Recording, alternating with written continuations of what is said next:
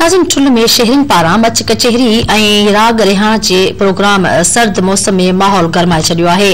Press club ठुल के चूंडजी आयल body के मान में राग रिहाण जो प्रोग्राम करे सिंधी खाधा तैयार कराया विया। इन हवाले से रिपोर्ट करे रहियो है धती तालके ठुल जो रिपोर्टर यासिर कंडरानी।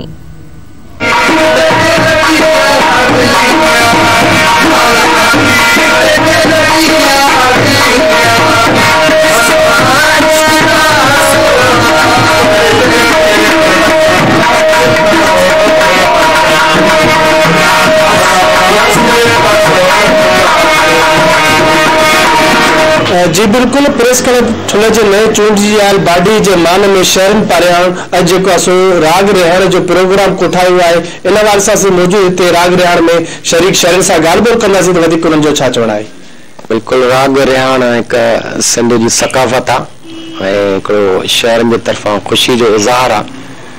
छो तो शहरन की खिदमत लाई प्रेस क्लब होंदी है, सहाफ़ी होंदा आहिनि, तो उनके करे शहरन पांजो मोहब्बत जो इज़हार किया है। इन सर्दी के मौसम में प्रोग्राम करे यो पैगाम दिनो थन, तो असां इन प्रेस क्लब के बॉडी में प्रेस क्लब के दोस्तन में खुश आयूं।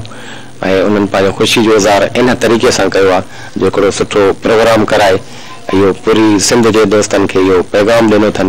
तो असांजा ठुल जा सहाफ़ी ठुल के मसलन के लाइ शहरन के मसलन लाइ भरपूर किरदार अदा करन था, असां उन सां पांजो मोहब्बत कयूं था। जी बिल्कुल इन किस्म का राग हाँ सर्दियों जो रात इन किस्म महफिल हुए सर्द रात हुए महफिल हुए इंजॉय था क्यों असां जो प्रेस क्लब ठुल के उहदेदार मान में तकरीब हालांकि नंढी तकरीब है शानदार तकरीब है इंजॉय क्यों था सिंधी गीतन ते हेड़े किस्म के प्रोग्राम थियण घुर्जन। जी बिल्कुल सब सभी दोस्तों जो नहायत शुक्रगुजार आहियां। शहर वासियों जो भी शुक्रगुजार आहियां जन मुझे मान में ही हाजिर पेश किया है।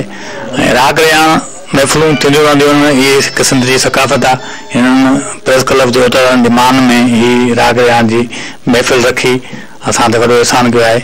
सभिनी दोस्तनि जी महिरबानी। इंशाअल्लाह असीं कोशिश कंदासीं त असीं बि पंहिंजे चूंडी आयल उहदेदारनि दोस्तनि जे मान में कुछ अजण पेश कयूं, ईअं महफिलूं असांजूं रचंदियूं रहनि। ठुल जे शहर ने एक प्रेस क्लब जे नवा चूंडी वाला उहदेदार उन्हें मान में ॾिनी आहे। असांजी दिल तमाम घणी खुश थी आहे। असां भी उम्मीद कंदासीं त अहिड़ी तकरीबन थींदियूं रहंदियूं। कैमरामैन असद अली सरकी सां गॾु यासिर कंडरानी, धरती न्यूज़ ठुल। ओ